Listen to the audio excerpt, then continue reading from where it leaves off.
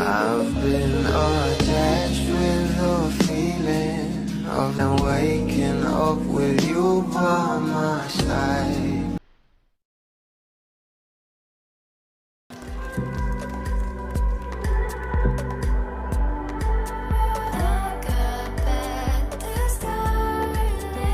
Yan nga guys, ang performance ng ating Belle para nga sa kanyang birthday fraud sa ASAP Natin To, na kung saan ito nga ang new rendition ng Somber and Solemn.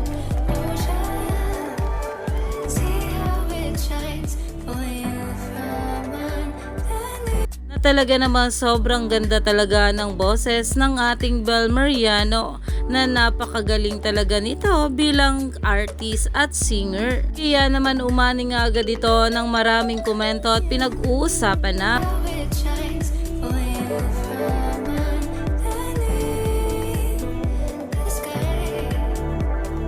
Dahil talaga namang napakalamig nga rin ang boses ng ating Belle Mariano dito. Panigurado, marami na namang mahuhumaling sa ganda ng boses ng ating Belle Mariano.